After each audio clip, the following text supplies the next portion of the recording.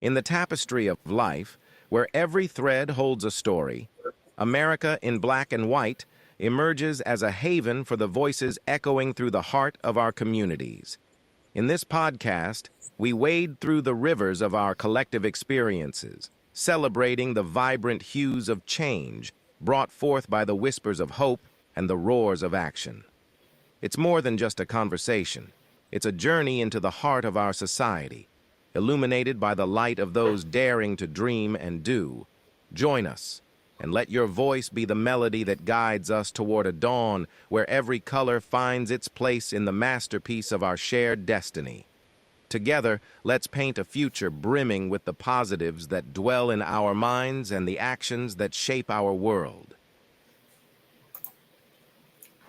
Good evening, ladies and gentlemen, and welcome to another episode of America in Black and White, where we are coloring conversations on the canvas of America. Tonight, our special guest is Pastor Willie J. Lightfoot Sr. Elder Willie Joe Lightfoot Sr. was appointed pastor of Prayer House Church of God by Faith in Rochester, New York in 2021, right in the midst of the global pandemic. Over the past 4 years, he has led the congregation with a holistic focus on mind, body, and spirit, guiding his flock through unprecedented challenges and fostering vibrant spiritual growth. Under his visionary leadership, Prayer House embraced the digital age. A state-of-the-art mobile app now delivers live stream worship, interactive devotionals, sermon notes, and seamless giving, ensuring every member stays connected and engaged. Pastor Will's ministry initiatives reflect his deep commitment to serving both individual and community needs.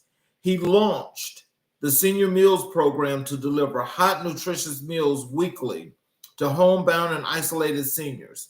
He helped found Compassion Bridge Ministries, a 501c3 organization providing quality of life resources to underserved communities. His seasonal prayer house test revivals draw neighbors together for powerful worship and collective intercession under the open sky. Every week, he crafts and distributes professional sermon teaching materials, outlines, discussion guides, and scriptures reflections to in-person attendees and digital subscribers alike. Outside the church walls, Pastor Will exemplifies leadership in multiple arenas. He is a military veteran who served in the United States Air Force, a longtime elected official in Monroe County Legislature and Rochester City Council, and a successful entrepreneur with ventures in real estate and community development. Pastor Will is also a retired City of Rochester firefighter. An accomplished author, Pastor Lightfoot penned Intersection Between Pain and Purpose, a transformative study on how life's deepest struggles can become catalysts for God-glorifying growth. He anchors his pastoral vision in his favorite scriptures, Psalm 1, calling the believers to delight in God's law and bear lasting fruit like trees planted by streams of water. At home, Pastor Will is grounded by 29 years of marriage to his partner in ministry, prophetess Verdina Lightfoot. They are proud parents of 4 adult children and delighted grandparents to 4 grandchildren.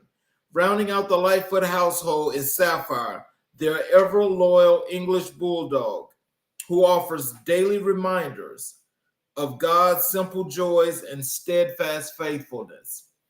Ladies and gentlemen, I'd like to bring to the show Pastor Willie Lightfoot Sr. Hello, sir. Well, hello, sir. God bless you. Hey, well, I thank you so very kindly for being here. Thank you for having me. It's my pleasure. Greetings to you and to your viewing audience. God bless you. I'm excited and humbled to be here to have a great conversation tonight. Yes. So is there anything you'd like to add to your bio before we get into the show? No, sir. I think you captured everything pretty well. I'm just excited to tap in and to be able to share whatever I can share to hopefully encourage someone out there who may take a gleam of light from us tonight. Okay, well, let's just get right into this great study here that we're going to have tonight, and we're going to start with your career as a pastor. Can you tell us what first called you to the ministry? That's a very, very good question, man. I would have to say that, Mr. King, my journey, my faith journey, it was a God journey, as many probably can identify with. For me, I gave my life to Christ in the summer of '95 in the Orlando Magic Mall. And the thing that was interesting about that is I hadn't really grown up in the church.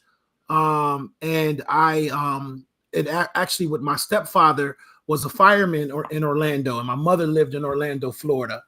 I was in the military at the time, and I was a full-time student at our current community college here in Rochester, New York, called Monroe Community College, and everything, life was going well for me. I'm in the military. I'm attending school, working on my degree, and tragedy happened. And and my stepfather, who was living in Orlando, who had brothers who were police officers, he was a fireman. He had other brothers who were firemen.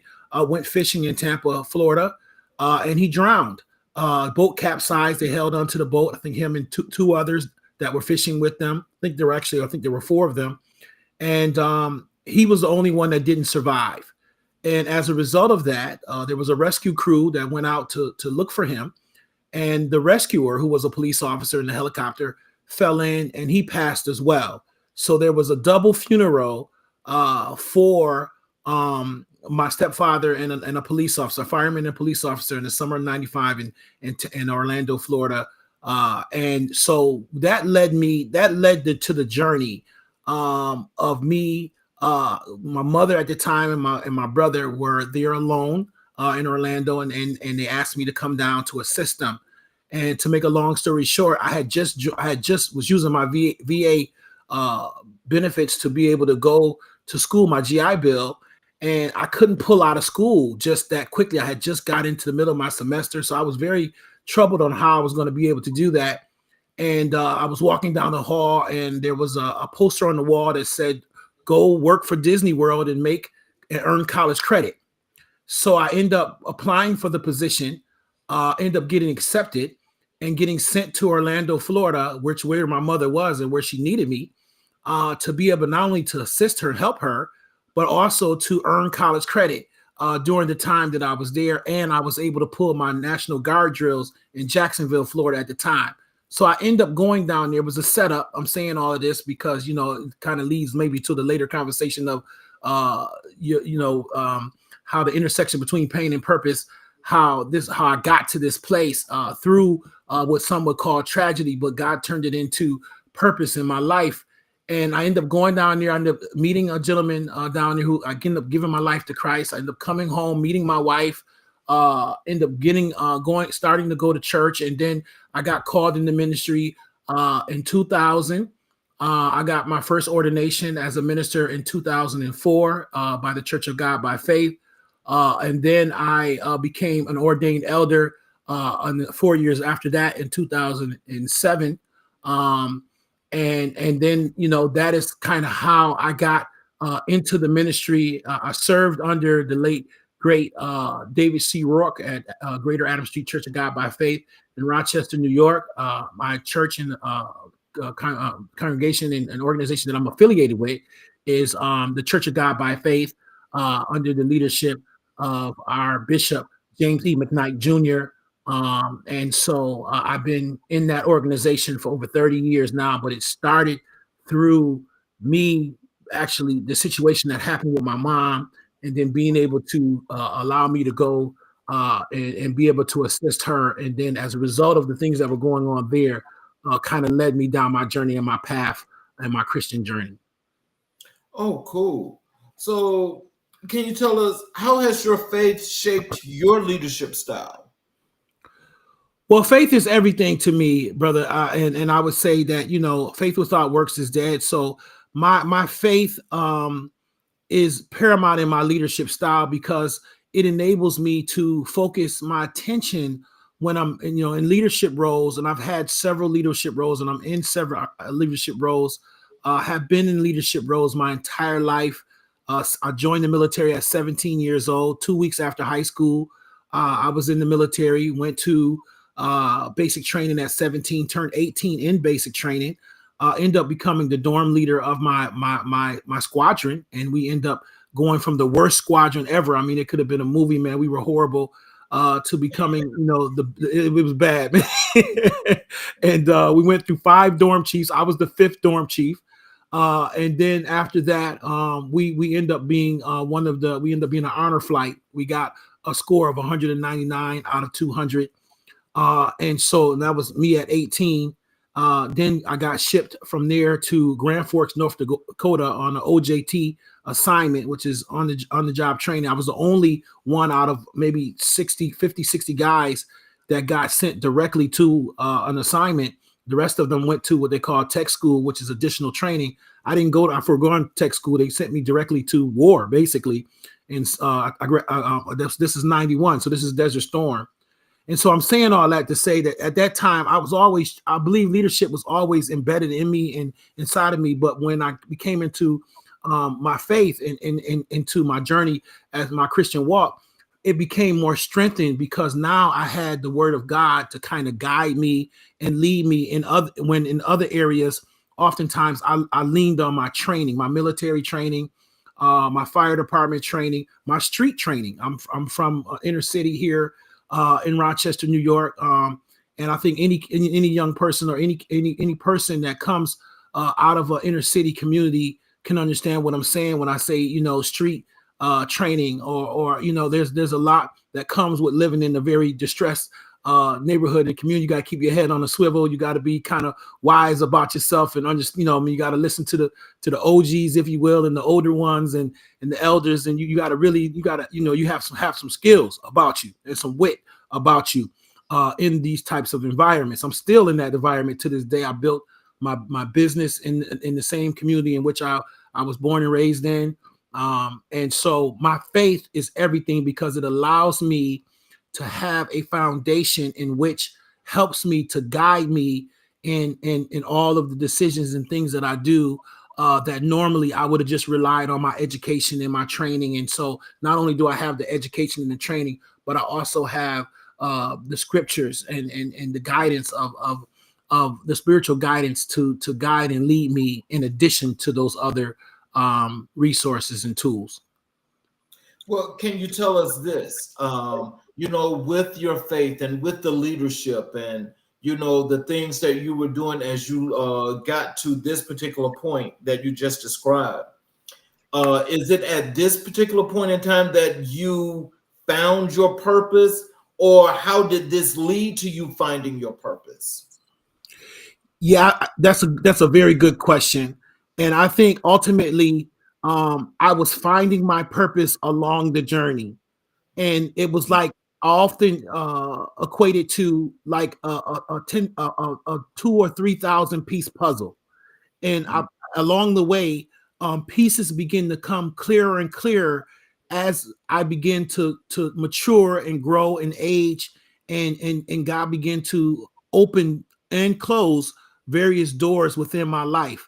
The picture of the puzzle starts to become more clear. And I talk about it in my book about, how we all can identify with pain. We all can identify with loss.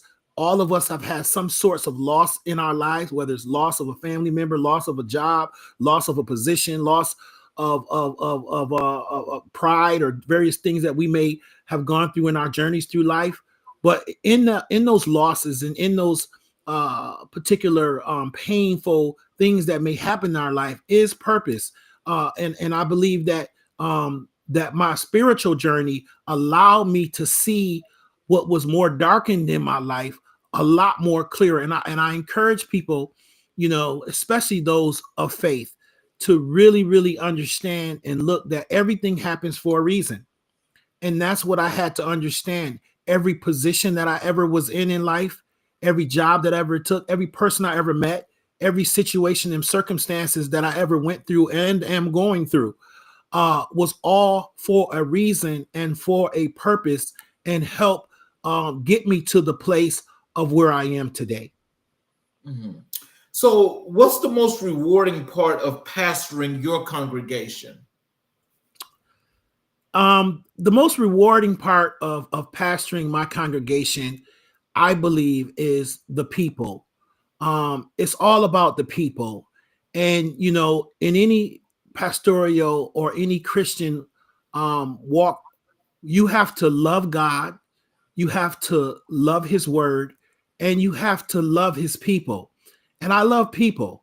And I think the most rewarding thing is being able to see people empowered, encouraged, their lives changed, as mine was changed from being one way, and then through the mentorship, through the lessons and the teaching of good sound doctrine, and someone who cares about you and is willing to put the time and energy and effort in your developments, both mind, body, and spirit, and then to see that manifest in people's lives, manifest in their children and in their families, and how it manifests in our community, in our world, because one person could change our world. And I think that's the most rewarding thing for me, to see the teachings and the lessons and manifested in people's lives, and watch and hearing their testimonies of how God has blessed them and changed their family members, and then watching all of that materialize and grow into a beautiful, healthy organization. I think is, for me, is what's most rewarding, and working with the community and seeing because even our congregation and members, they're part of the community. So, you know, they represent the community in which, and then for me, I'm located where my business is located, that I built from the ground up, is located in Rochester area, in the 14611 area, and my church. And that would be considered on the west side of the city of Rochester. And then in my church is 14605, which is on the east side of the area. Both of those zip codes are considered the second and fourth poorest zip codes in the state of New York. Now, I have to put that in perspective, Mr. King, because upstate New York, Rochester's population is about 210,000 people. Our county is about 1 million, but we're talking about the city here. But downstate, there's millions of people. So when they say that the second and fourth poorest zip code in the state of New York, that's beating out the boroughs like Queens, Brooklyn, the Bronx, Manhattan, etc., who have millions of people living in them. And for a population of 210,000 people, understand the magnitude of what those numbers say, those statistics say of my business being in the second and my church being in the fourth poorest zip codes in the state of New York. Now, when I say that, and when the mayors say that, because remember, I'm also a city councilman too. So, and I've been a long-term elected official, PK kid. My father was an elected official for many years. And so when that says, people think that that's a daunting statement. They don't like when that statement is made. But I see, as a pastor, and wanted to further answer your question of what is most rewarding, I see that as opportunity. I see it as opportunity to help those who are most in need. And I just happen to be placed strategically. And I think, like I go back to what I said before, everything is for a reason.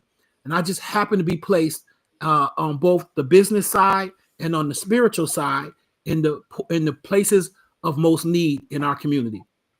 That was so enlightening, just as you say that, because let me just say this, and maybe because I need you to help me to put this in the right perspective, is that when you say your business and your church are in both the second and the fourth poorest districts in the state of New York, being in upstate New York, okay, which this is, so I want you to feel where I'm going with this, is because, where you being centered, where your church is centered, for one. Now, that in itself, I think if people actually understood what that looks like, especially in the state of New York. I would think that more people there would be more of the leadership that will be trying to pour more into at least that fourth zip code, because it's a populous area, but not as populous as in the city. But I've got to imagine that being in upstate New York, that has got to be one of the largest places. But being the poorest, apparently has to be like a redlined area where you just send Black people. Mm-hmm. And so if that's the case, that's a problem. And the reason why I say that's a problem is because, when people think of New York and they think of upstate, they think of it as being, upstate is not as, economically, it's not as valuable as it is down in the city. But with it being as plentiful as it is, because that means that you guys have acreage and you have like real living.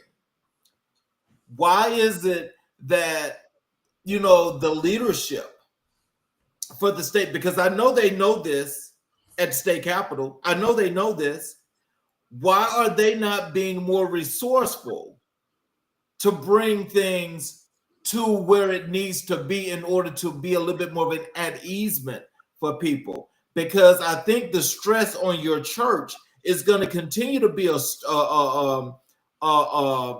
stress to where, you can only do so much.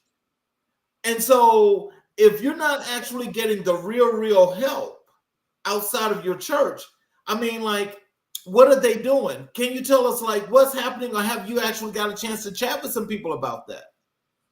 Yes, that's an ongoing question, has been an ongoing question and concern of mine all my life, to be quite honest with you, in this community, because I would offer to say that the statistics show for these same neighborhoods that I'm talking about, which have also been coined the crescent, because they look like, when you map them, put them on a map, it looks like a crescent moon in these neighborhoods.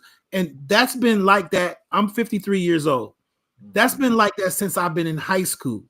These same zip codes tend to be the same areas that have, you got 10% of the streets in the neighborhood streets that are causing 90% of the crimes. 90% of the violent crimes are happening in these same 10% of the street. So to your point, someone said to me once, out of Brooklyn, one of the pastors down there said to me, well, if you put 90% of your resources in them 10% of those streets, that you would change that dynamic of that situation in those communities almost overnight, right? Mm-hmm. And so I said, well, that's an interesting point, because what he's basically saying is put more resources in the areas that need them the most, right? And you're saying, well, what are they doing?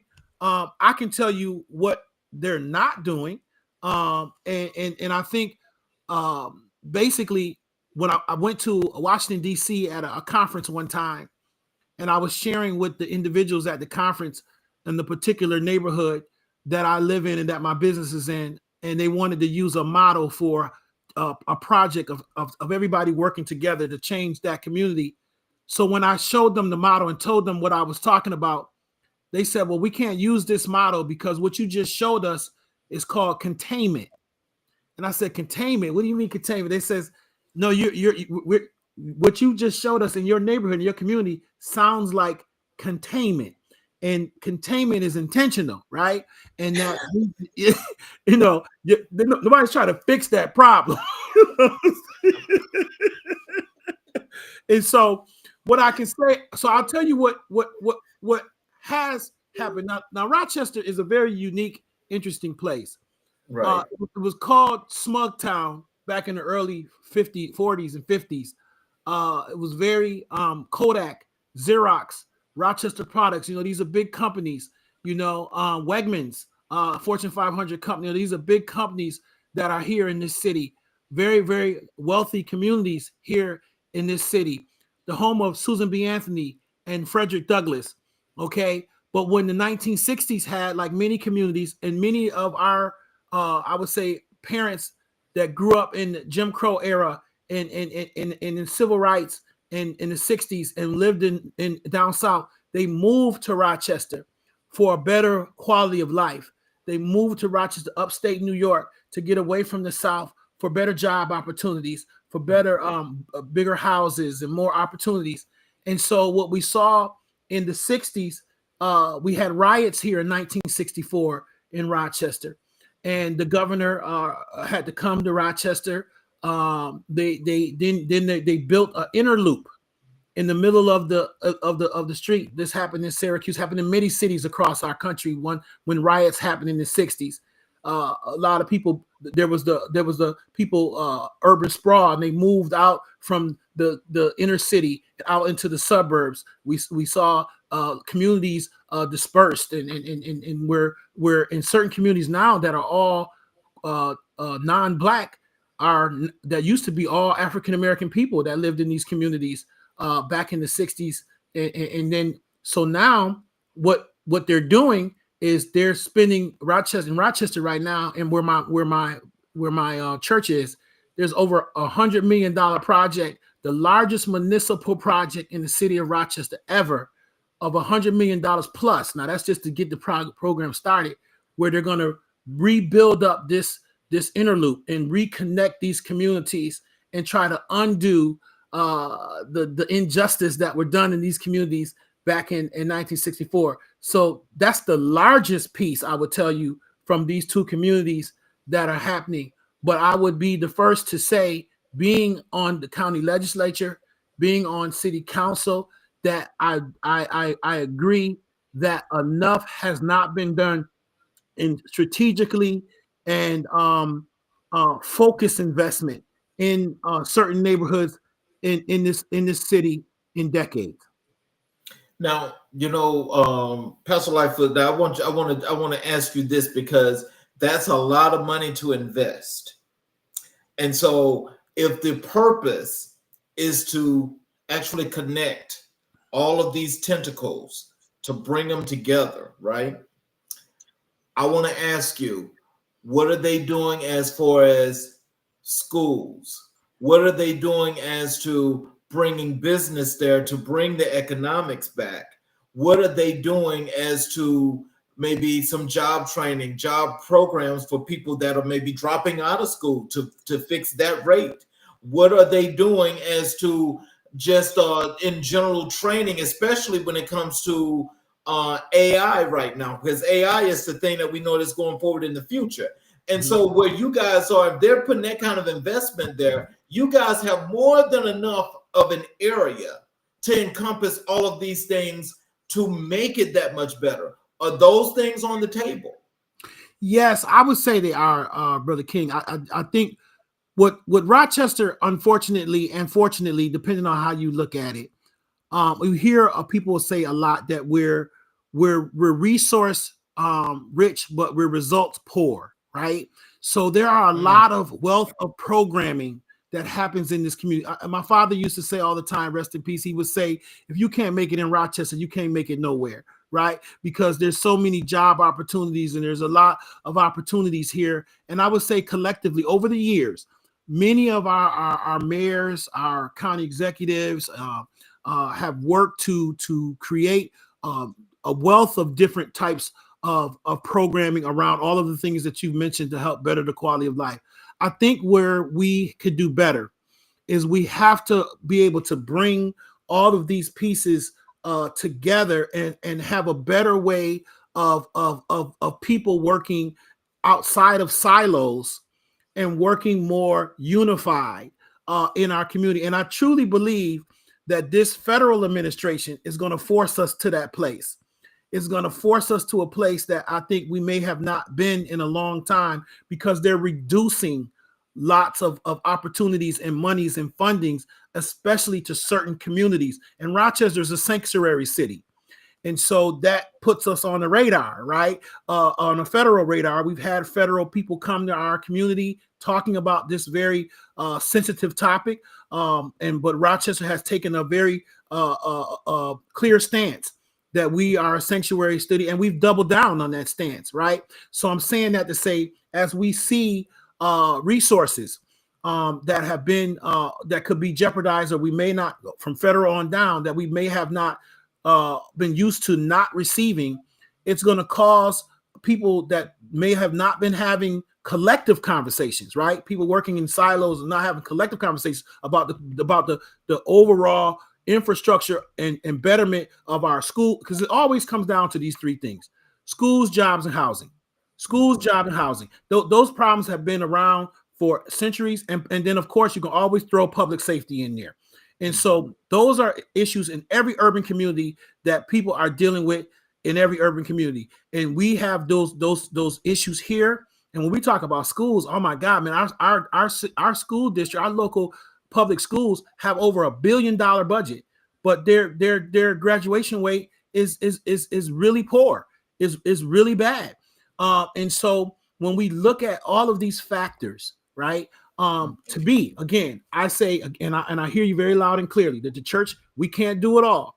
However, we can do our part. And I truly believe that that I've been in these positions, and me being put in this new position, because I've been pastoring now 4 years, and where my church is, again, is in this area that's getting ready to have this huge $100 million fill-in of the inner loop. I'm right smack dab in the middle of this. So it's imperative that we not get ready, but we be ready, and having these conversations and making sure that our church is poised, and other churches and other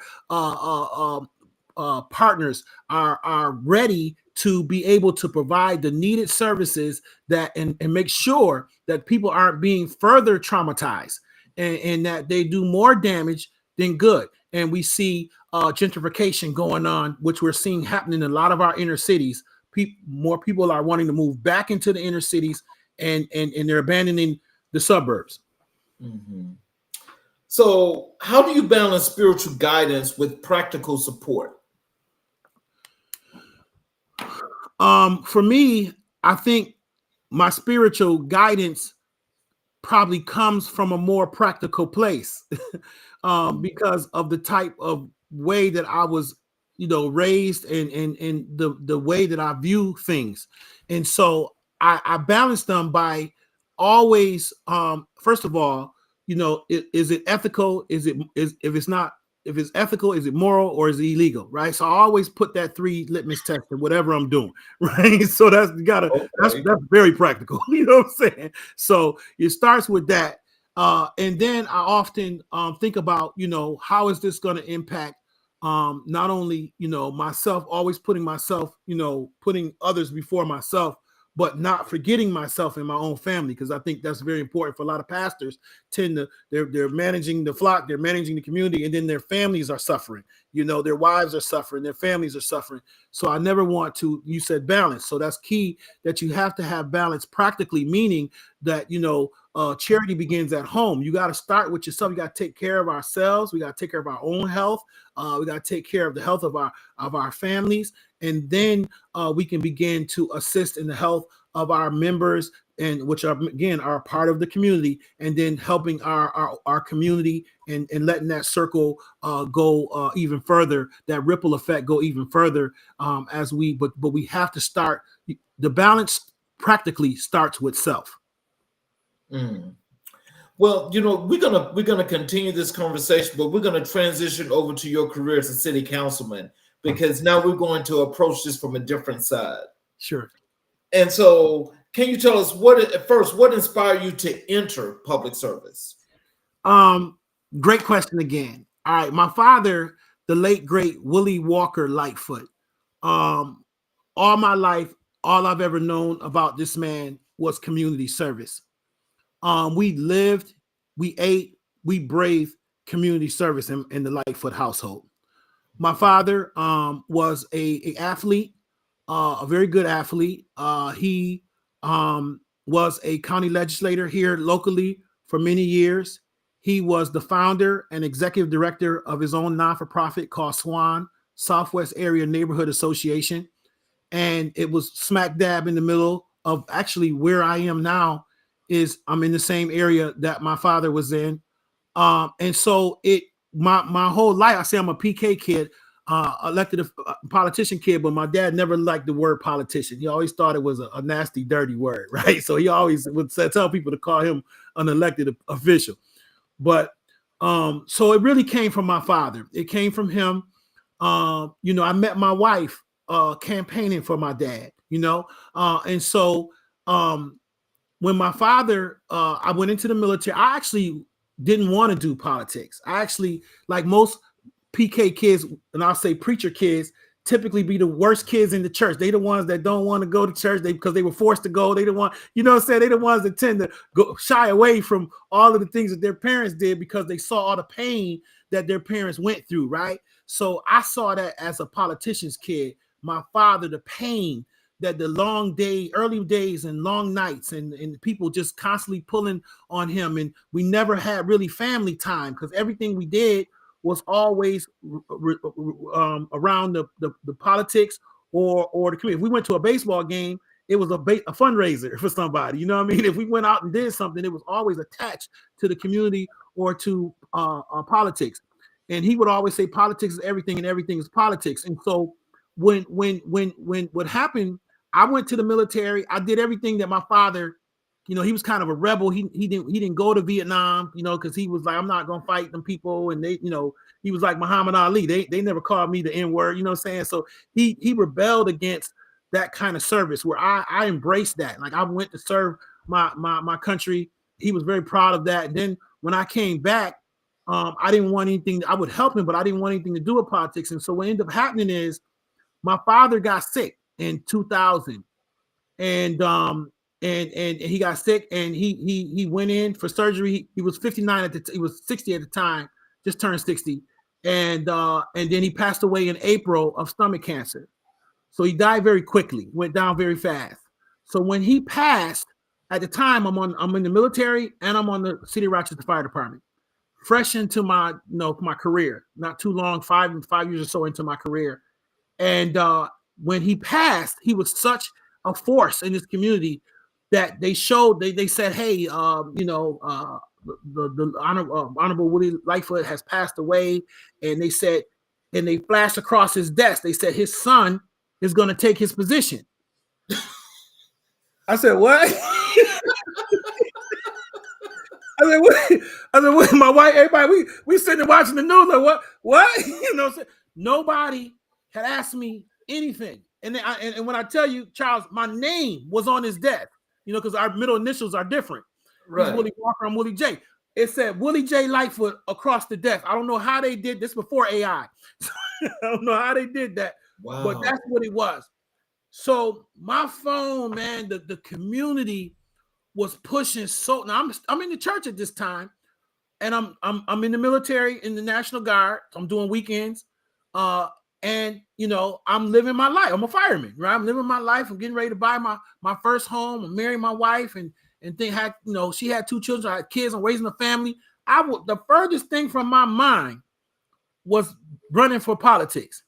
Mm-hmm. So once they put that out there, the swell from the community was so heavy that people were literally, asking me what to do and trying to make this work. And where I bought my house, I didn't live in the district. I didn't live in the district my father represented. So it was redistricting time where they draw the lines. They were going to draw my house into this district. They were having those types of conversations. And I'm flipping out, man. Like I'm still trying to mourn the death of my father. This is April of 2001. So now, prior to October of 2000, his building caught on fire and burned to. I'm a fireman. 3-alarm fire burned to the ground. Right. So the founding organization that he started, robust organization, took it to $1 million organization from nothing. Had caught on fire, and the community was they were already hurting. You understand what I'm saying, for the loss of this thing, and then now he passes, right? And so then what else happens in 2001? 9/11. Mm-hmm. So now I got my father building burned, and me working with him before he passed away to try to rebuild the building, and him passing away, and I'm a fireman now and in the military. And 9/11 happens. So people are trying to get me to run for office that year. I get orders to go to Operation Enduring Freedom. I gotta go, right? I get sealed secret orders to go, and I went to a place called Uzbekistan, which is called it's referred to as K2 now. But it's the first time America has occupied Russian airspace. And so I get sent there for 4 months. Meanwhile, I'm still trying to rebuild this building while I'm away. And long story short, I come back. I end up being successful through a lot of trials and tribulations of rebuilding the building. And I went to run for his position in 2001. And I was told that I could not run because I was a fireman. And there was a local law, Section 8B5, that said police and fire cannot hold positions of elected office. It's been in the books for decades. Now, this is an interesting point because at the time we had our first African-American fire chief, Floyd Madison, from a Baltimore area, and great guy. And I'm also a barber too, so I got to put that in perspective. So I used to cut the chief's hair, so I had his ear. You understand what I'm saying? So now, okay, he tells me one day we're at a fire in the neighborhood, and he comes out and he pulls two people aside, myself and a white lieutenant, and he tells us both, "You guys can't be elected officials." He said, "Willie, you can't run," and he goes, "Donnie, you got to quit your position." Now, remember, I never knew there's no rule. I never wanted to run, and I didn't know there was a rule. So when I found out there was a rule, I'm like, good. I don't have to. I'm done with this. It ain't gonna work out. But Donnie Ferrero was a Caucasian lieutenant on the fire department who had been an elected official in the suburbs for years. Nobody never said nothing to him. So you asked me how did I get? So that's what made me. When I found out the racial disparity, now that I wanted to run and was a fireman, I'm being now told, the law comes in order. But he had been doing it for years. Rest in peace, because he passed away. But and now it's a problem. So that gave me, there was something inside of me that said I can't stand for that. Right? That's wrong. Right? Why we are civil servants? Why should we be prohibited from being democracy? So I end up, my mentor was is Todd Ballard, H. Todd Ballard, who was an attorney and who also held a position in the county. So he started researching it and found that there were other communities that had the similar language in their charters, and that where the firemen fought the law and got it changed, and they became firemen. So at that time, we were working to do that, but then that's when I got the orders to go overseas. So we paused it for a minute. Somebody else took the position for a while. When I came back, we worked to get it changed. The former mayor, first African-American mayor in Rochester was Mayor Johnson, William Johnson, and he worked along with city council at that time he agreed with me that law was wrong, and we ended up getting through a lot of advocacy, city council to take that law out of the city charter. And then in 2005, I became the first firefighter officially elected to office in Monroe County. Wow. How do your pastoral values influence your political decisions? Well, I'm gonna have you repeat that question. But out of everything that I just said, I want to go back to this before I leave, because I think this is a really good point for the viewers. Out of everything I just said, the reason why I'm glad you asked that question of how, and I'm glad I went through the process of how, because I want people to take from that. Don't ever let nobody tell you what you can't do. Don't ever let nobody say that laws have to be the same. Laws can be antiquated, and just like they were made, they can be changed. And we have a lot of laws that are antiquated. We have a lot of laws that are that should be changed, need to be changed. And unless somebody speaks up and fights for change, they'll just continue to be the same. So I really want people to walk away from that to see I could have laid down and not fought that. And then others, since me, there has been other firemen and police officers who have ran successfully for offices and stuff and who hold office even now. And so that paved the way, and they're great servants, and that paved the way for others. But it took somebody to say change was necessary. But repeat that question again, brother. I just wanted to make that point. I'm sorry. No, it says, how do your pastoral values influence your political decisions? So that's another good question. I never mixed, or I tried my hardest not to mix my politics and my pastoral or my minister. And what I'll tell you by that is I never campaigned in my church. I never used the pulpit for political rhetoric. I don't preach like that. I don't talk like, you know what I'm saying? I never used the members in my church to work on my campaign. I never used my church as a campaign headquarters or hosted campaign meetings at my church. I've never done that. I always, mostly too, because my church is Pentecostal church, don't believe in that anyway, right? So I never had to worry about like really getting the lines great, you know, getting blurred, because that's a lot of people get caught up.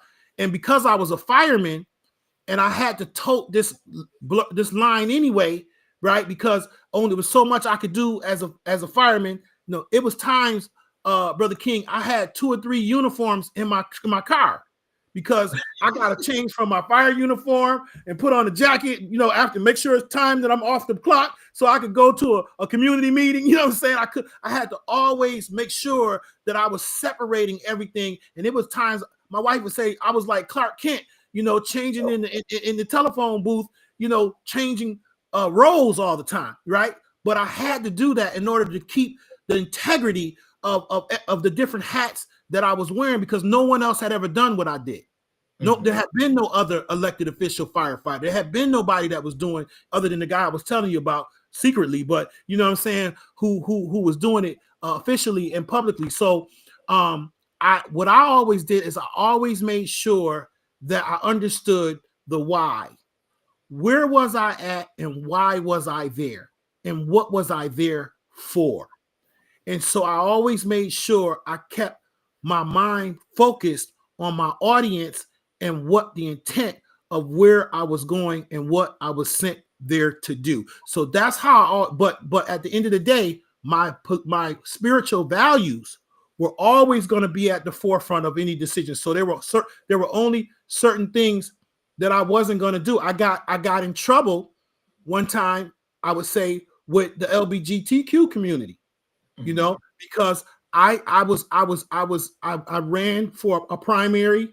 I won legitimately. I got enough votes to be chosen as a Democratic candidate one time, and they chose another candidate from that community, and I called them on it, right? Because I wasn't from that community. I felt that was discrimination towards me.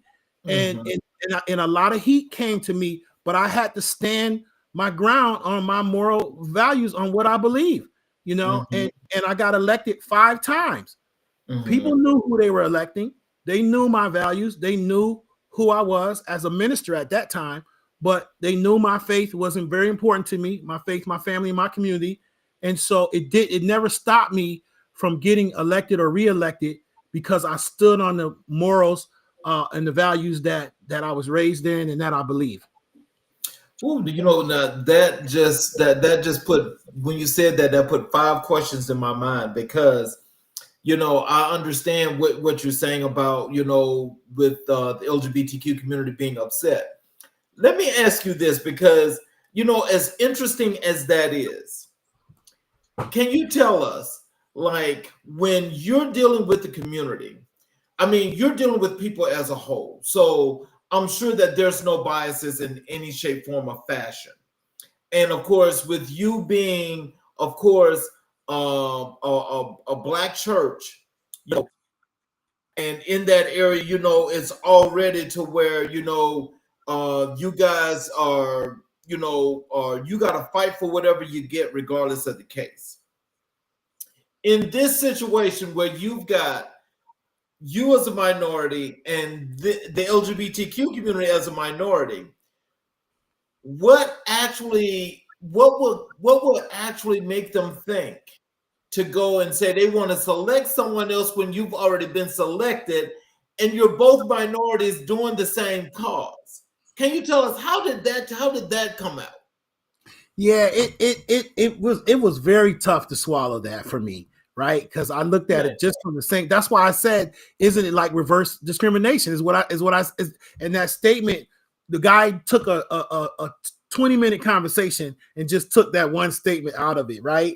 And then that was the headline. And then, of course, I got the backlash from it.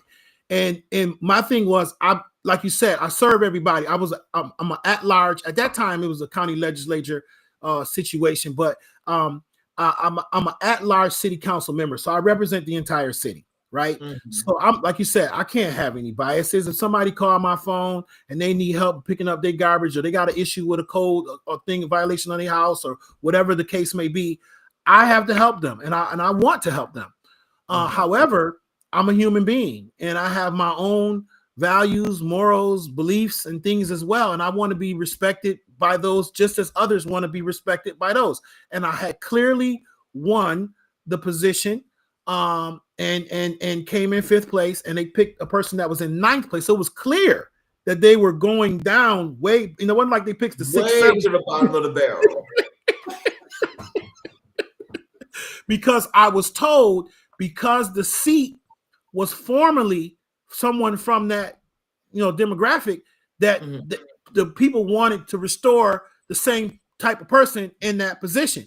And I was always told these seats don't belong to a particular person. Like my seat that I'm in, I'm currently not running for re-election. I'm retiring in December from politics after 30 years.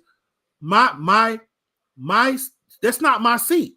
That seat belongs to the people. So it's whoever they want to choose, and they can be white, black, green, whatever they, that's who it's going to be. And so I felt just like you did, and the way it played out, brother, there were, and I'm sure this happens in every community across the country, there were certain factions that had power and control, and they controlled certain way things come out in elections, if you will, especially primaries and designations and processes and all of those things. There are people who are internally in those processes, and they had their pick of what they wanted to see and what they wanted to do.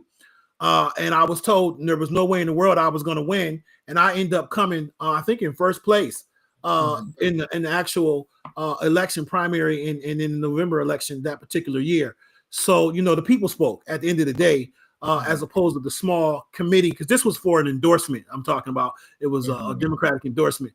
And so, but, nonetheless, I stayed steadfast and just, and working around the process and working with the people. And like I said, it's always about the people. And that got me through that particular situation. But it hurt. It was very painful to see that happen. And like you said, we're both in kind of similar situations, in minority situations. Mm-hmm. Now, before we transition over to the next part of this, because there's like one other question here with that, is that for those people that actually tried to circumvent the law again and to bring someone else into this position, what was the operation or the process that you really had to go through? Because I'm sure you had to go through a strenuous process to say, no, this is not going to happen. But what was that process like that you had to go through in order to correct and rectify that situation? Well, it never got rectified. They actually chose that person. That person got the endorsement, and I had to run without the endorsement, right? Which at the time, that was a big deal, having that endorsement, because you had the machine behind you, if you will. You know what I mean? And I was fairly new. I think that was the first time I ran in 2017 for city council. I can make a correction. It wasn't county leg. It was city council in 2017. And so I had to just take it to the streets. That was the process for me, which in a way was always the way my father did it anyway. Right. See, my father never really looked for the endorsements, party endorsements. He always took it to the streets, and he always had a primary every time he ran. And so I was used to working hard like that. I'm a hard worker. So I was used, you see by many jobs that I had. So when that happened, it just fueled me to do what was already inside of me and what I was trained to do by my father anyway, which was to fight.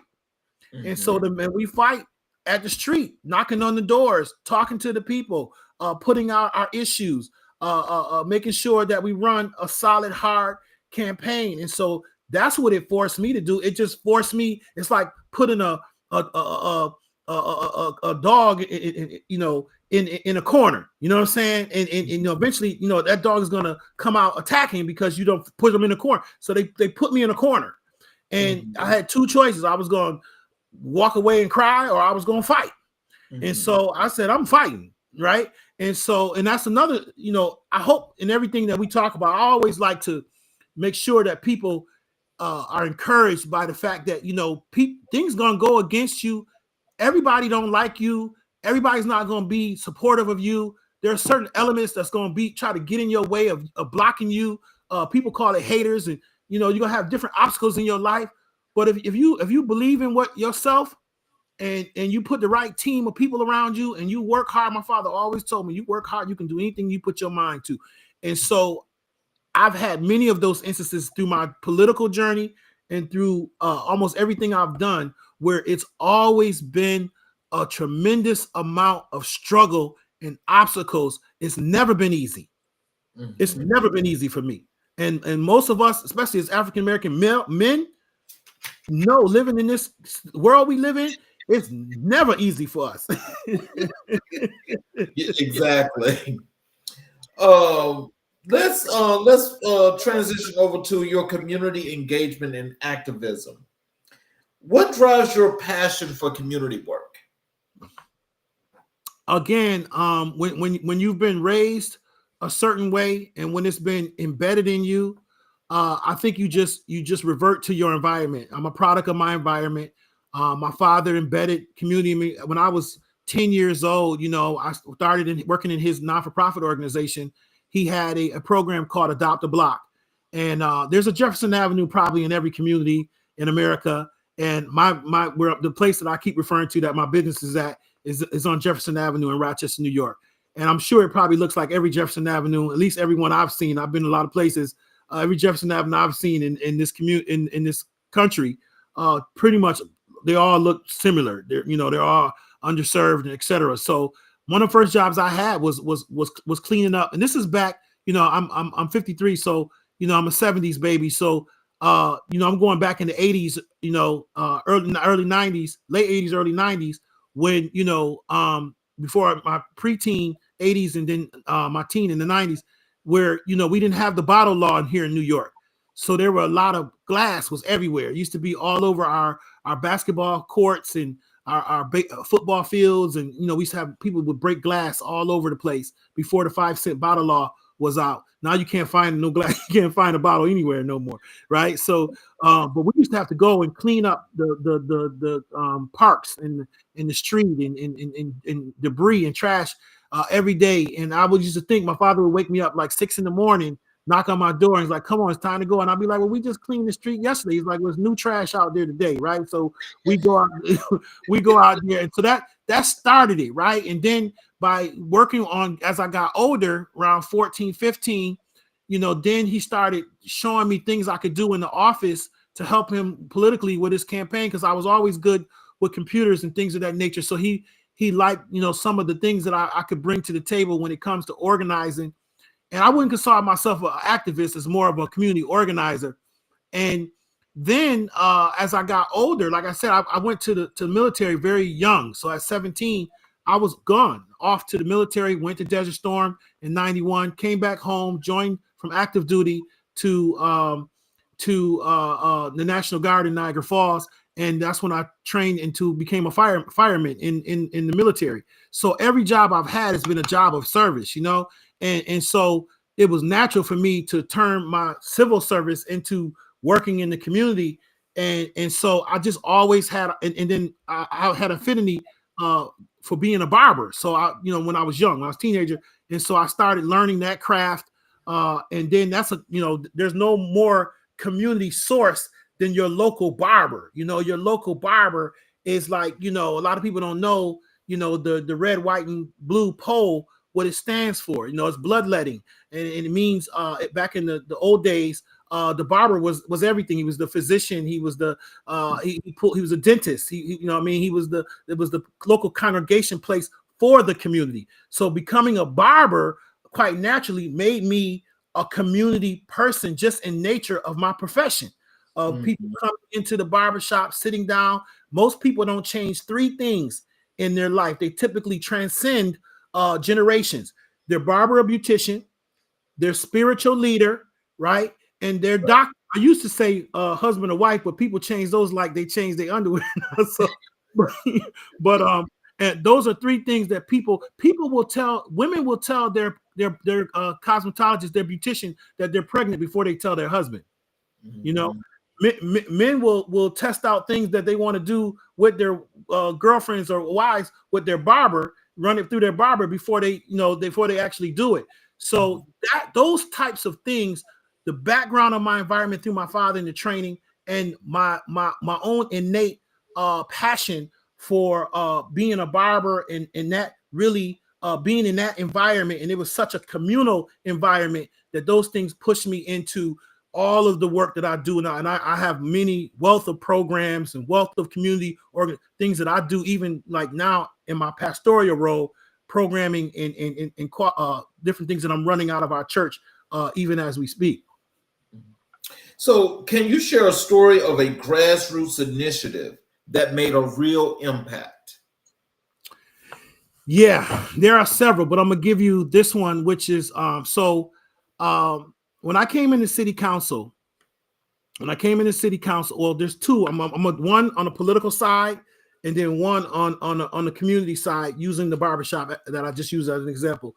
So when I first came into the county legislature, I started a program called Cut the Violence.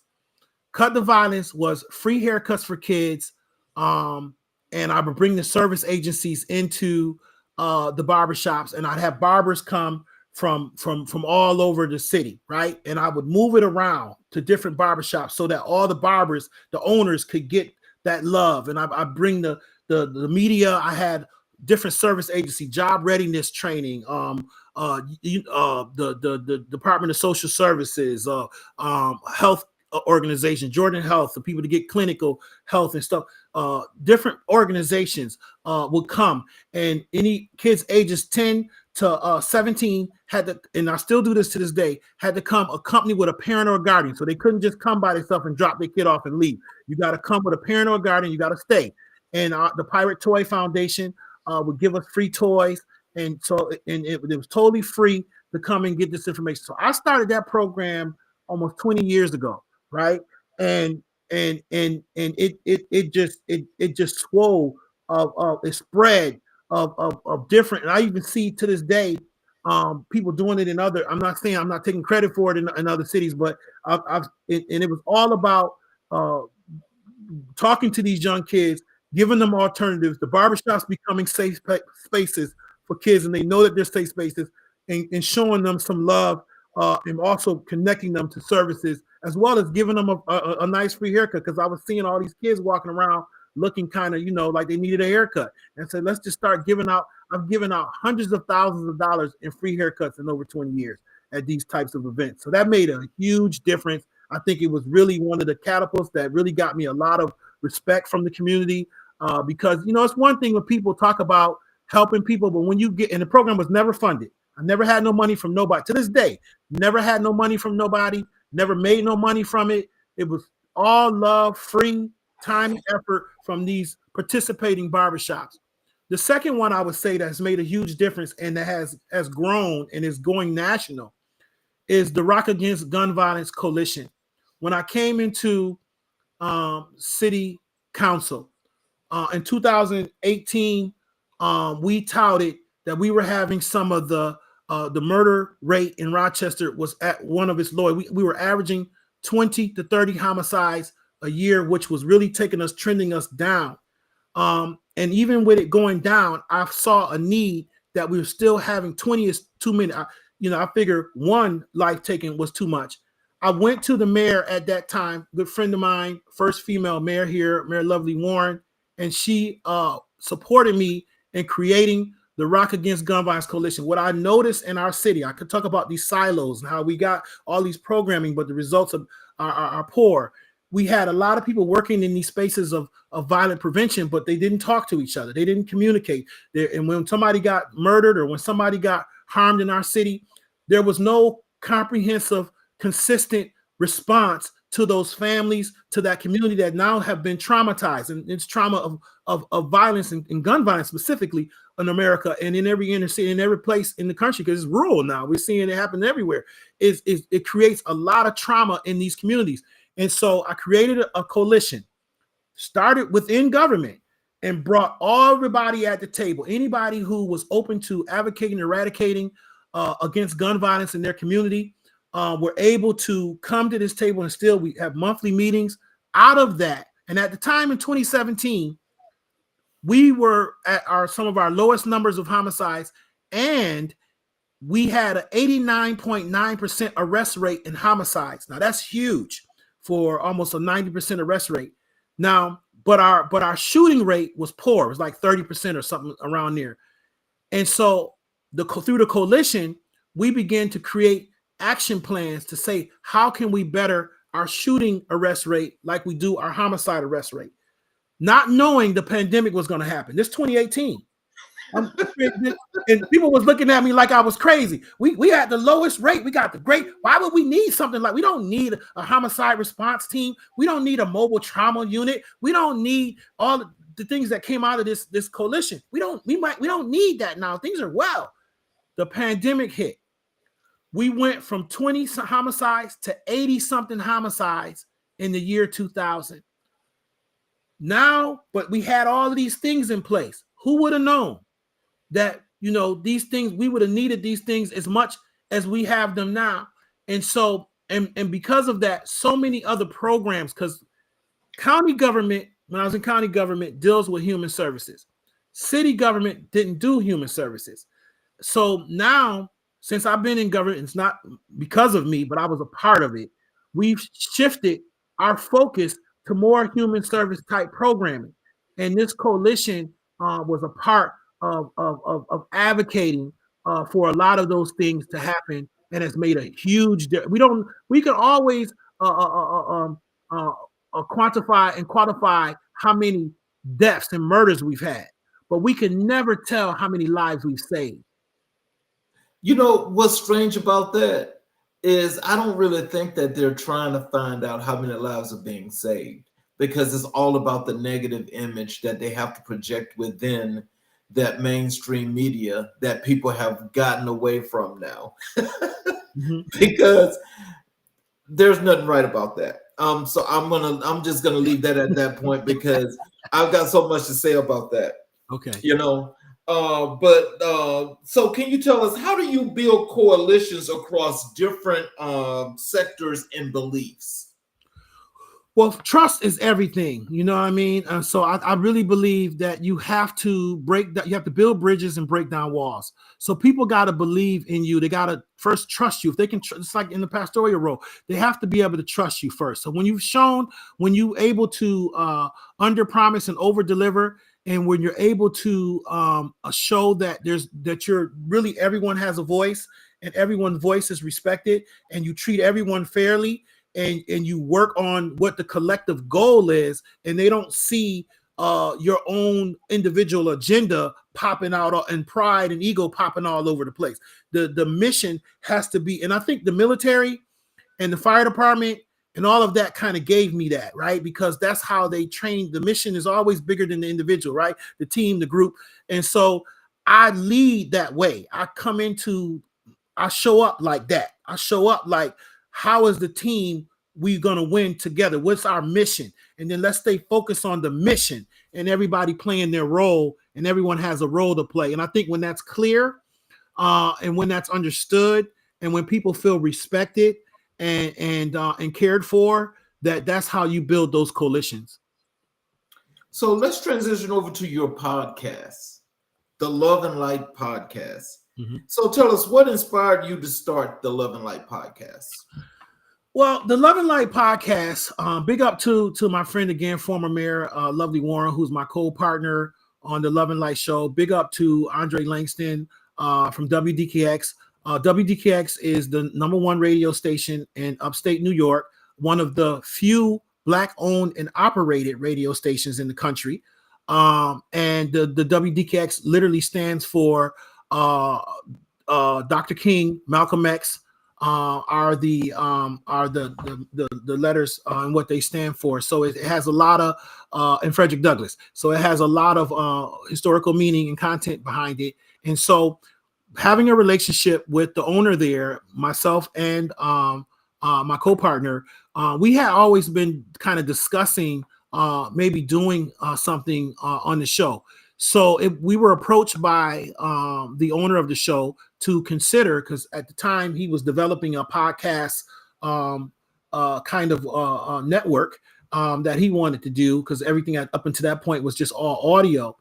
And so we were approached about doing the show, and we kind of brainstormed, and we said we both have a very interesting history in this town, in this community, and we both come from the people that mentored us, like my father that mentored me.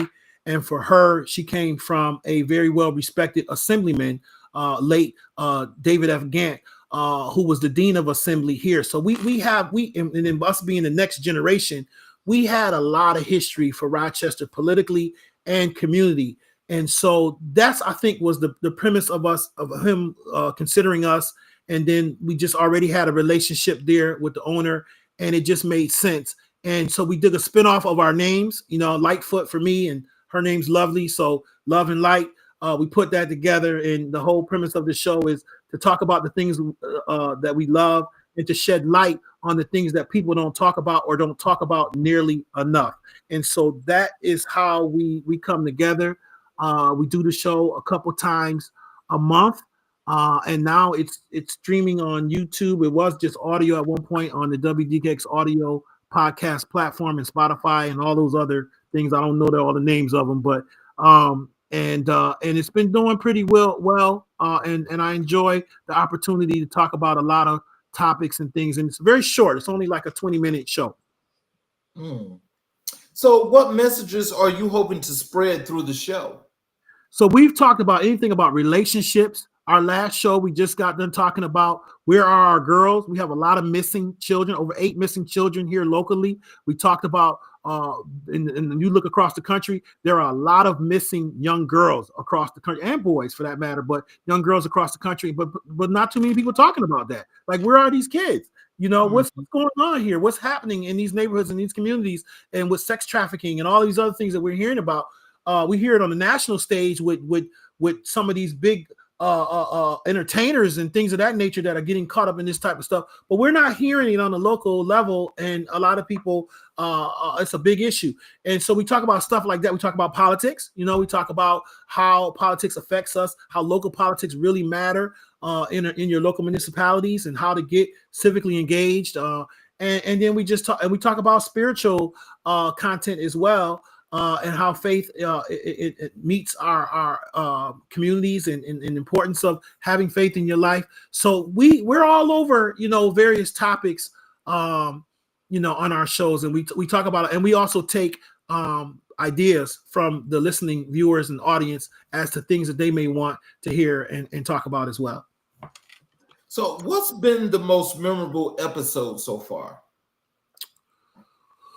Wow. For me, I would say, she would probably say something different, but for me, I would say when we at one point, Rochester was considering a casino in our town. Oh Lord. Look, they want to make y'all even poorer. Brother King, we shot the show. We had to shoot it 3 times. That's how heated the show was. She was pro, I was against it. And man, when I tell you, one of them, we shot it 3 times because they couldn't air the other ones. It was that bad, right? I would say I won all of the arguments, but anyway, I think to me that was the most memorable show, because the impact that would have had on our community the difference of opinion we were on the issue, and I would think we would have been more together on that issue. But man, that was one that, and they end up not doing it. They end up not doing it. But that was a pretty heated show. But just in general, as you just mentioned that, I think what a lot of people are not understanding about these casinos, and especially where they're placing them, that is city, state, wherever they're putting them at. And if you look geographically, they are very well essentially located to urban areas. Very well essentially located. They're located there for the reason of giving you this hope of going and losing all your money, because you already know that the thing is set up where it's not going to let you win. It's not going to let you win. But people are thinking, oh, I'm going to go and hit this big jackpot. So you've been lost all of your money, and now you're homeless. And now you robbing and you stealing because you can't fight Peter to pay Paul because you still ain't got no money. That's right. But what it's doing is it's sucking everything out the community. That's right. That's sucking right. everything out the community. Everything. But it's those legislators that's actually sitting there that's saying, okay, we can do this as long as we place it here. If we place it here, we're fine. And sometimes they'll say they'll put it up for initiative where you can go and vote on it. But a lot of times you just know all of a sudden, wow, we got a casino. Yeah, and the thing that makes it, I agree with everything that you just said. And I will also add that most of these casinos, especially here upstate New York, are owned by the Native Americans, right? So Yes. So now if you put that sovereign nation in the middle of your downtown commercial property, you've now given away, in some instances, all of your property that was once owned by the city. That what I'm saying? And so I just think that, but on the moral tip, as far as mental health is already a huge issue. Yes. And I had a friend of mine who's a judge, and he called me when we heard we were having these discussions, and he said, bruh, he told me a story about his mother who almost lost her home, right? Yep. Going to the casino. She got hooked. The seniors are really getting hooked into this stuff, right? Because they don't have nothing else to do. So they're going to and then now you're going to put it on the bus line or where they can walk to it, or these already distressed, that crescent I told you about, these already distressed communities and neighborhoods that aren't getting the resources that they need for decades, historically, systemically, racism and all the other isms you want to put in these particular communities. And now you want to put this big vice right smack dab in the middle of them that they can't resist, and that they're going to end up losing everything they own. And so I, in no good conscience in any way, could ever be in support, especially in the inner city of our community. I think it would be a bad move. Okay, look, we have a comment here in the chat here from Dr. Willie. I'll place it on the screen. He says this is why he didn't want to vote for a casino in Petersburg, Virginia. And his second comment is, let me take this one down. And his second one here is, I think it will bring more crime and won't employ people who live in Petersburg, but they sold the idea around better jobs and better schools and resources for schools, which that's, you know what? Thank you so much for that, Dr. Willie, because that is the big lie that they sell to a lot of folks. And when they sell that lie, they put that lie with the biggest bow on it that you could ever imagine. It's beautiful with crystals flying off of it. It's got sparkles and stars. And it's like, oh, that's so beautiful. I want that. I want to go see that. Yeah, you want to go see that because it's hook, line, and sinker. Once you get in there one time, you are not going to stop. Yeah, I agree. And I think that's a great question, Dr. Willie. And I would also add to that, and to dispel the lie. First of all, when you look at schools, and I'll tell you just about Rochester, money is not the issue of our school problem. We keep giving them the school district, more and more money, and they keep having failing school districts. money is it's a broken system. It's not money. Throwing more money at something with a hole, the Bible talks about having a hole in your pocket. If you can just keep stuffing money in there, it's going down the hole. And I said this statement. I said it publicly one time about schools, and people got upset with me when I said, "Would you give a crackhead more money?" Right? And people like, that's not going to help the crackhead more money, right? So giving schools more money and resources is not the problem. So telling a casino is going to help change graduation rates, that's absurd, because it's been proven in most of these inner cities with poor schools, when you look at their budgets, they got some of the biggest budgets than everybody got. It's not money. Money is not the problem, right? So, and then jobs, they don't hire people from those communities. Nope. And if they're not working in the jobs that are really the good paying jobs. So, here we have one in Niagara Falls that's about an hour and a half from Rochester. And I went there. I've been there before to visit, and I went intentionally to go walk around and see. There wasn't many people that looked like me working in that casino.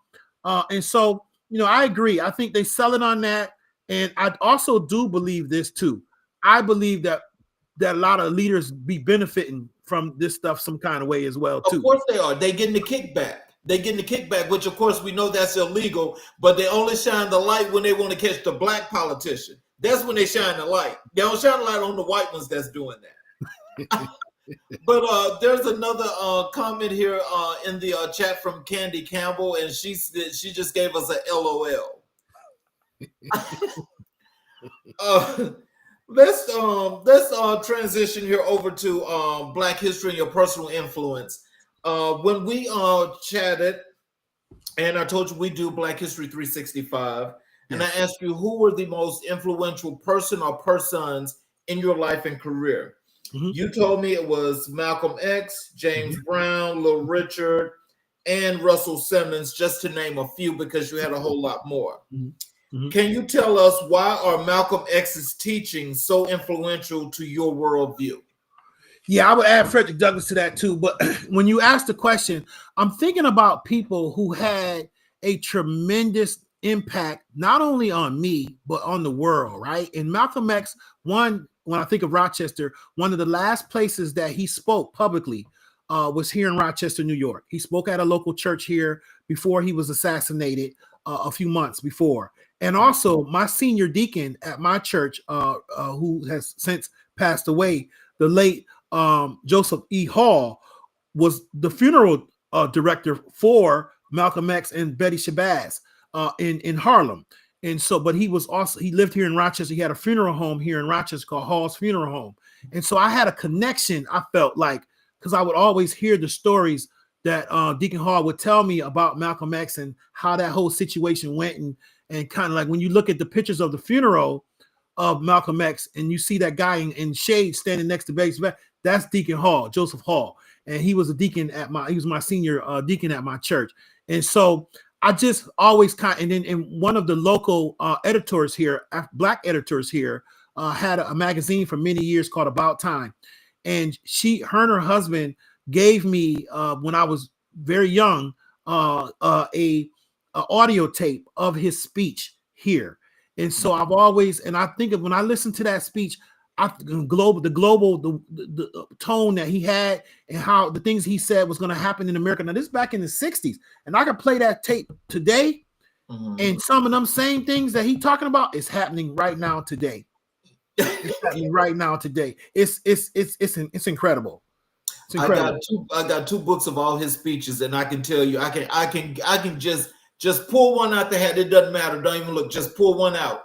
And I can guarantee you everything that Malcolm X said back then is happening right now. Yes. Yes. Here in the chat one more time here, there's two more comments. Candy, let me show it to you. She was laughing because of what you said about the crackhead. And Dr. Willie said that exactly, Pastor Lightfoot, people who don't look like us will be brought in to run the casino, and the ones who do look like us will work the low-wage service jobs. Yes, I agree. And so what does James Brown represent to you beyond music? So James Brown, to me, beyond music, I would say just the trends of setting, the way he set trends and broke color barriers. You know, during his time, and how through music he was able to break down a lot of racial color barriers. That's why I put him and Little Richard in that same kind of category. That's why I chose him too, because even with Little Richard, you know, being different as he was, and being able to break down a lot of barriers and stigmas that people had in that time, that had to be very strong and courageous at that time to be able to do some of the things those men were doing during that time, under that racial tension that we still have today, but not as violent and venomous as it was, as it is, you know, different today than it is. You know, we have people hiding behind keyboards and stuff now, but they had, you know, people actually burning people. And not that, you know, we heard just some young men was on the cross in Mississippi just recently. I'm not saying these things don't happen today, but I'm saying it was the norm under their time, and they really stayed steadfast in breaking down those barriers. And I think that helped us to get further along as people of color in this country and world. So how did Little Richard's legacy shape your understanding of identity and expression? Yeah, he was unapologetically himself. You weren't going to tell Little Richard nothing. You understand? Exactly. You know, he was unapologetically himself. I respect that. And the fact that also when I hear of some of the biographies and things and YouTube videos I've watched of him live giving interviews and stuff, I didn't realize that so many, like James Brown was in his background. Various Mick Jagger. There were so many of the great ones who actually came from under him. You know, that he took on tours, and they were background singers for him and all kind of stuff. And so I don't think he gets enough credit that he deserves for the way he impacted the world in music, and other great musicians who are put at a real high level, and his name is not mentioned in those GOATs, if you will. And they came from underneath his tutelage. Well, you know, one thing that, you know, I have said to a lot of folks, because a lot of people really didn't listen to the Rolling Stones, but you can hear a lot of soulfulness in their music. Yes. You hear a lot of it there. I mean, you know, I'm not taking anything away from them, but I'm just saying, you hear a lot of soulfulness in their music. Yeah, definitely. What impact has Russell Simmons had on your approach to entrepreneurship and culture? Yeah, you know, and I know people probably may see this as different because I'm a pastor, but I have to keep it real. I say I come from an urban community. I'm a 90s baby, and I'm a 70s baby, and I come from the 80s, 90s era. And so that was the hip hop era, the birth of the hip hop era.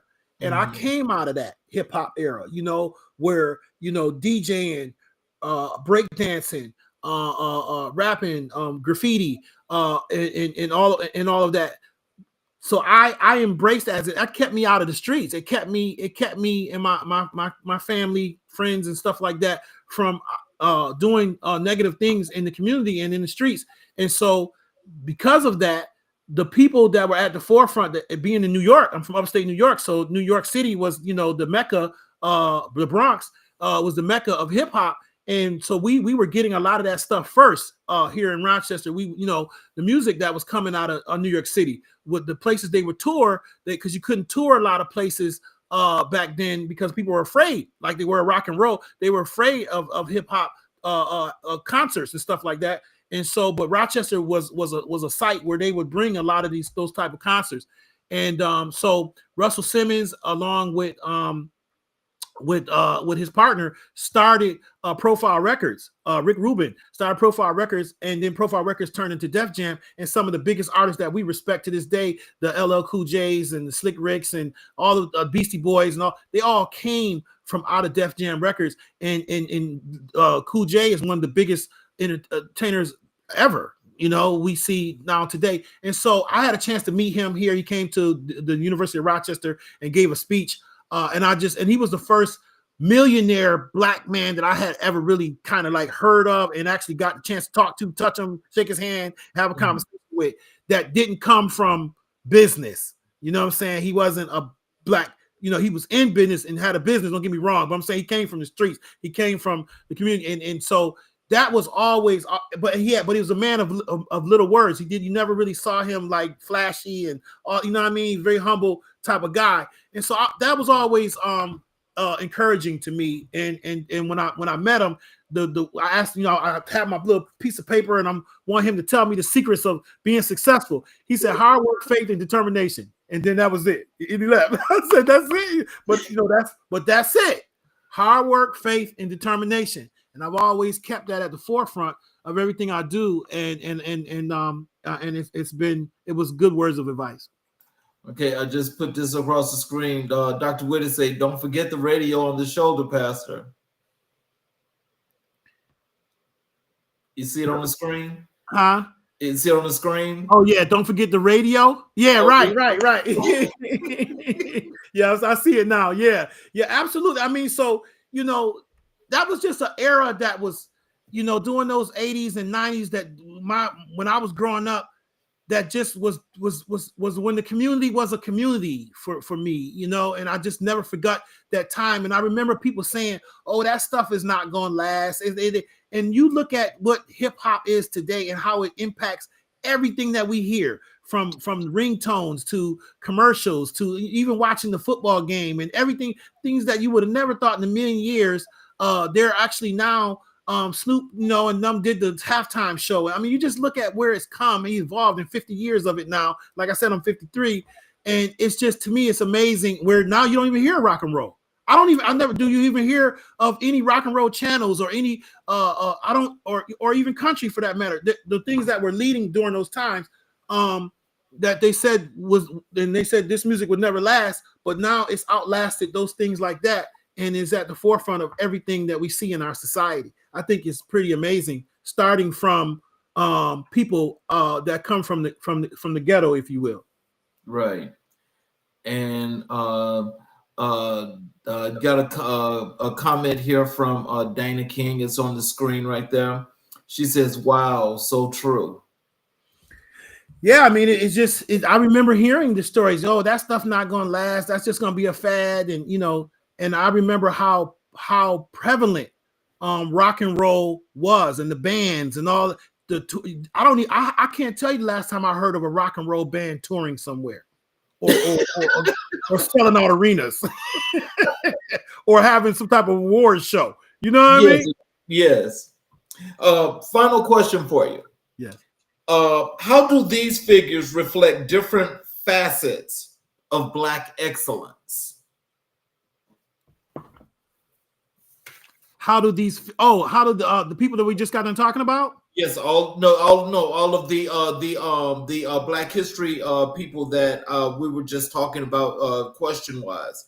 Okay. How do all of these figures reflect different facets of Black excellence? Oh, okay. Yeah, because I think they show that we're so multifaceted and diverse. We can fashion articulation, artistry, musically inclined, dancing, we think of acting and various other art forms that we're able to be and transcend all different types of spaces. I think that they all just embody how diverse we are as a people. And when we talk about excellence, I see excellence is when you're able to do multiple different things and do them well. People often want to generalize people when they meet you. What do you do? And you're supposed to be able to do one thing, right? I always blow people's mind when they go, "What do you do?" I try to figure out, well, what do you want me to do? Like, what is it you want to hear from me? Do you want me to be the businessman, the politician, the pastor? Like, what is it? You know, the barber? Like, what do you need? Like, what, you understand what I'm saying? That, like, all that, though. You understand what I'm saying? And you're not gonna put me in no box. Those people embody that you couldn't put them in no box. They are all that and then some. And that's Black excellence. We are all that and then some. Mm-hmm. Well, so in closing, Pastor Lightfoot, Would you like to leave some words of wisdom and encouragement for our guests, as well as tell them how to connect with you on social media, tell them about your website, how to get your books, all of those good things? Yes, sir. First and foremost, I just want to say thank you again for this opportunity. I truly, truly am humbled and appreciate the opportunity. I don't oftentimes, I know most people love to talk about themselves and the things that they do. I don't get those opportunities very often. And so it felt, especially to dive into some of the personal things that some of the conversations that I've had with you, I've never had with anybody about my father, my journey. Some people don't even know, I had to fight in order to get to an elected position, things of this nature. Some people may have never heard before. So I appreciate the opportunity and hope that encourages others out there. And my words of encouragement is the same thing, I guess, that was told in me: faith, hard work, and determination to keep always letting your light shine constantly, and don't let people put you in the box. We have more information than we've ever had before at our fingertips. There's nothing stopping us but ourselves. The greatest thing that we can be delivered from is from ourselves. If we get out of our own way and allow ourselves to be great and let God be great in us and through us and around us, that our light, somebody, I think it was Marianne Williamson in her poem that says, don't diminish yourself to let somebody else feel good, to let your light shine bright, right?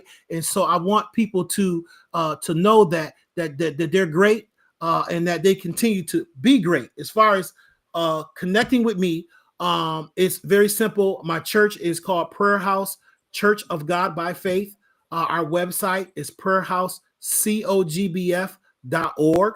We have an app. You can download our app from our website or from Google Apple Store or Google Play, and it's free. It says all of the information about our church. As far as the book, I have the book here. It's called The Intersection Between Pain and Purpose.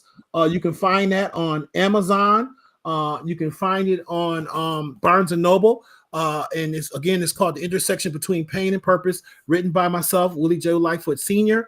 And I would just, as far as politically, the city of Rochester.gov website is where you can find information about me and my perspective as a city councilman. I will be in that role until December. And if it's the Lord's will, I'm looking to retire from politics, that is, in December of this year. But I'm very grateful to have the opportunity to serve our community for almost 20 years in an elected position. And I'm looking forward for the best is yet to come. And again, I just really appreciate the space and the time to be able to talk about our communities and to share the similarities that we have across our world and our country when it comes to dealing with the quality of life issues that we deal with. And I just want to encourage people that God loves you, He cares about you, and your best is yet to come. Well, look, I gotta close out, but I just want to tell you, when you started that music, when you was talking about that music, there's like more comments that just flooded into the chat. And again, this one, I'll put it on the screen for you. This from Dr. Whitty says, that's because everybody is trying to be like us and appeal to us. And yeah.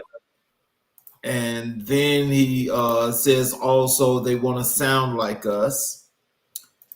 And this one is from Dana King. Dana says, in other words, they're trying to figure out your expectations without asking. And she also says, my friend on, and I really... Thank you very much, Dana, for joining us, and I hope that you continue to join us because there's always a great conversation and things for people to learn. For everybody that has watched us on all 8 channels in which we stream, I appreciate, everybody for taking the time to listen to the show, but also the participation, because the participation really, really means a whole lot, because when the conversation is good and we can involve the audience like particularly tonight.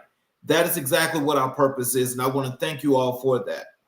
For those of you that are watching on those YouTube channels, if you have not yet subscribed, please support us by subscribing to the channels as well as getting all of the notifications, because besides the show that you'll get a chance to see live, you can go back and watch all of the previous recorded shows. There's also posts that go up on the various channels as well, which are also some things that are fruitful knowledge for each and every individual as well, as we definitely talk about the times and how things are and what we can always do to better our communities. For those of you that are listening tonight, Pastor Lightfoot just gave us an enormous amount of knowledge, as well as taught a master class on community. I want you to think about the one thing that he said. This is in the beginning, that his business and his church are in two of the lowest and poorest districts in the state of New York. They're upstate New York. And for those of you that want to get some value and some understanding to that, think about economics, think about the state of New York, and think about the difference between upstate New York as well as the city. And then you'll understand just how valuable that is, which means that there's a lot that has to go into that. But remember, community is where it is. Because if we're not building our communities, then what are we going to do? Remember, nobody's coming to save us, because I want you to think about this. If you're in an urban community, the thing is the hope is that you'll kill each other off and die, and people will just be able to take that land wherever you live, those areas, and just do fruitful things with them. So if that's the case, why not be fruitful and think about the large scale goal of what they did for the original Black Wall Street? That was a community in which we should all look at that model and set an example for what we want our communities to be. Because as we support our communities, we build our communities, which means we can be our own resource and not have to worry about somebody else coming in and say, hey, well, we need this or we need that. You can do it yourself. And each and every individual that's out here that's not just listening to this, but those that will listen to this, to know one thing. If it's up to us, then that means that we must act. And if we're going to act, we need to act more than just responsibly, but we also need to make sure that we are in a structured, disciplined way of ensuring that we have a safe fail, which we never plan to fail, but you always want to have a safe fail, because if something happens, you want to be ready for that. I want to thank you, Pastor Lightfoot, because you really did a wonderful job here, and I appreciate you. And I still had so many questions that I was not able to get them all out, but I've got to ask you to come back. Amen. Anytime, brother. And you know, this was really wonderful, and I just thank you again, because again, you know, everything is being so fruitful right about now, and I can only say that that's just a blessing, and I have to appreciate you. Thank you. So for all of you that have been watching tonight, I thank you. Please come back and watch us tomorrow night, as we have a Friday special. We will have Dr. V tomorrow night, and Dr. V has got a lot of things to tell us, because she's unapologetically in the same version and form of telling the truth as Pastor Lightfoot said about Little Richard. She's unapologetic. It's going to be a show that you guys need to watch. Thank you all. Y'all have a great evening, and see us again tomorrow night, America in Black and White, where we will continue to color conversations on the canvas of America.